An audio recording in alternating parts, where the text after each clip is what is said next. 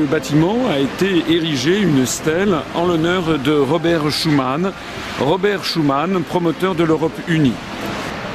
Comme on peut le remarquer, l'artiste a absolument tenu à donner à cette stèle la forme d'un étron.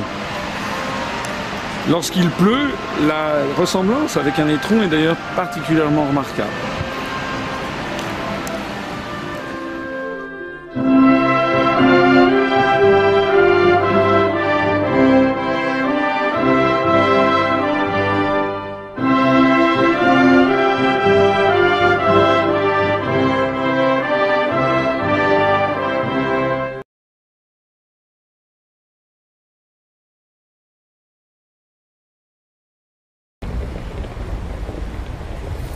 Rien n'est jamais trop beau pour les européistes.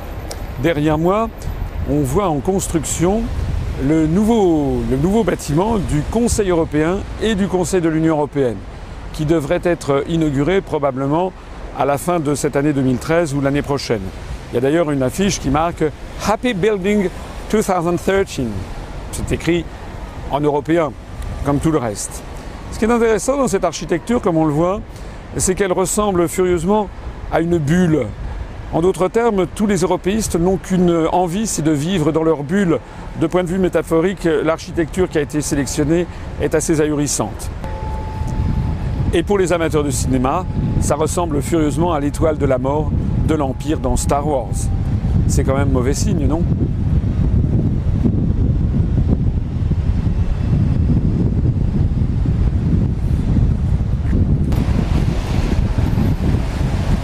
C'était l'immeuble du Berlaymont.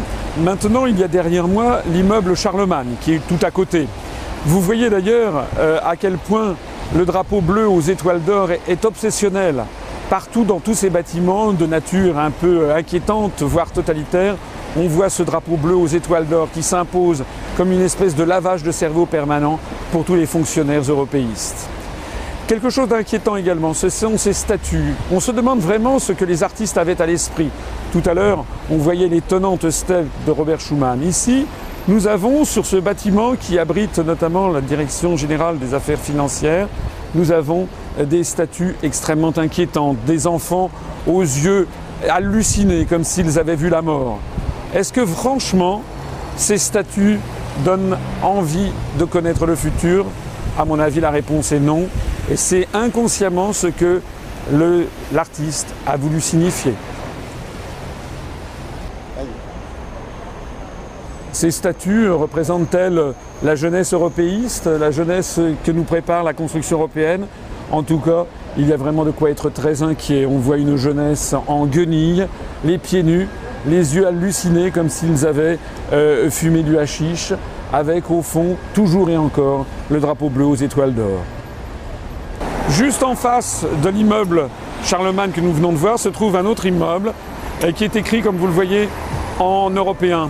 Housing the Heart of Europe, c'est-à-dire nous abritons le cœur de l'Europe. Devant ce bâtiment se trouve une statue, elle est également très étrange, qui témoigne de l'inspiration sulfureuse qui anime les artistes sélectionnés par les institutions européennes. On voit un homme en loque, en liquette, qui semble se réveiller la nuit, sortir d'un cauchemar, l'air halluciné, dégoulinant de sueur. Il a un pied sur le sol et un pied en avant. On a l'impression qu'il va tomber dans un gouffre. La métaphore est absolument stupéfiante. Pourquoi cet artiste a-t-il été sélectionné par les institutions européennes, si ce n'est finalement parce que tout le monde, les dirigeants y compris, savent que la construction européenne nous entraîne dans le gouffre. À moins que la métaphore soit différente et que ça ne soit la volonté d'écraser les peuples et la démocratie avec ce nouvel empire qui n'est autre qu'une prison des peuples.